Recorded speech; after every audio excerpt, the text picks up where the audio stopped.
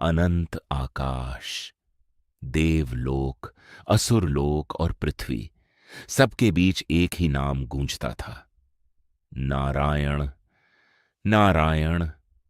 हाथ में वीणा, मुख पर मधुर मुस्कान और हर लोक में निर्भय विचरण करने वाले वे थे नारद मुनि। उन्हें देवर्षि यानी देवताओं का ऋषि भी कहा जाता है। लेकिन क्या आप जानते हैं ये दिव्य ऋषि पहले कौन थे? पुराणों के अनुसार नारद मुनि सृष्टिकर्ता ब्रह्मा के मानस पुत्र हैं, अर्थात उनका जन्म साधारण नहीं था। वे उत्पन्न हुए थे ब्रह्मा की चेतना से। इसीलिए उन्हें कहा जाता है देवर्षि, देवताओं में भी सबसे श्रेष्ठ और ऋषि। उनका अस्तित्व ही दिव्यता का प्रतीक है। नारायण, नारायण, नारायण। श्रीमद् भागवत महापुराण के अनुसार पिछले जन्म में देवर्षि नारद एक साधारण दासी पुत्र थे। वे ऋषियों की सेवा करते, उनके लिए जल लाते, उनकी आज्ञा का पालन करते। एक दिन उन्होंने संतों का प्रसाद ग्रहण किया और उनके उपदेश सुने, और उसी क्षण उनके हृदय में जाग उठी भक्ति की पहली ज्योति। कहा जाता है कि इतनी कम आयु में ही उसने गहन तपस्या प्राप्त कर ली थी। स्वयं भगवान विष्णु उसके सामने प्रकट हुए। यह दर्शन क्षणिक था। भगवान बोले, इस जन्म में तुम मुझे बार बार नहीं देख पाओगे, लेकिन तुम्हारी भक्ति तुम्हें अगले जन्म में दिव्यता प्रदान करेगी। और एक दिन उस बालक का जीवन समाप्त हो गया। लेकिन यह अंत नहीं था, यह एक नई शुरुआत थी। वही बालक बना देवर्षि नारद। अब वह केवल एक भक्त नहीं था, वह बन चुका था भगवान का संदेशवाहक, जो तीनों लोकों में भक्ति का संदेश फैलाने वाला था। नारद मुनि के पास थीं अद्भुत दिव्य शक्तियां। वे बिना किसी बाधा के तीनों लोकों में यात्रा कर सकते थे।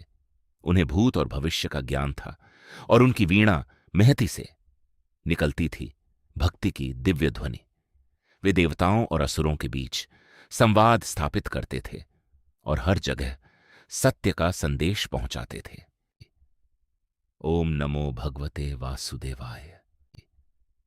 ओम नमो भगवते वासुदेवाय। एक समय एक डाकू था, रत्नाकर।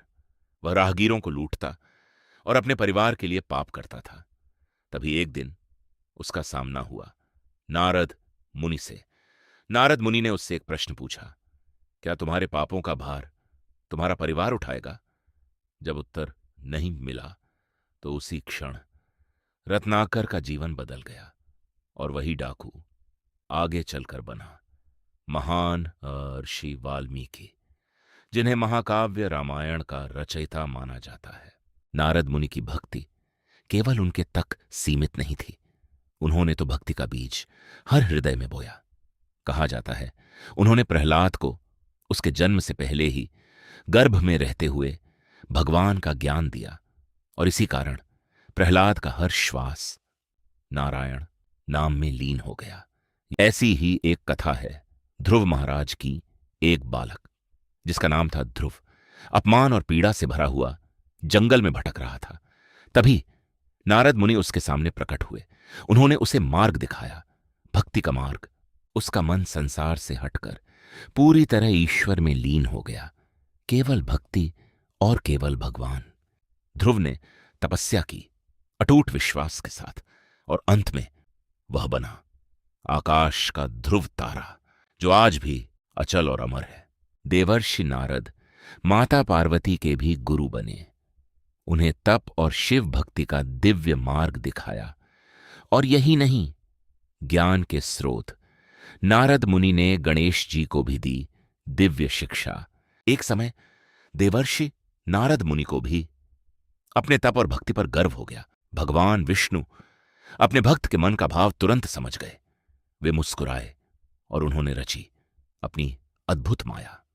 अचानक नारद मुनि एक ऐसे संसार में पहुंच गए जहां सब कुछ वास्तविक लगता था, एक सुंदर राज्य। वे उसमें इतने उलझ गए कि अपने वास्तविक स्वरूप को ही भूल बैठे। फिर एक क्षण ऐसा आया जब सब कुछ एक साथ समाप्त हो गया। सब कुछ माया था। नारद मुनि समझ गए कि अहंकार भक्ति का सबसे बड़ा शत्रु है। वे तुरंत भगवान विष्णु के चरणों में झुक गए और उसी क्षण उनका हृदय फिर से विनम्रता से भर गया।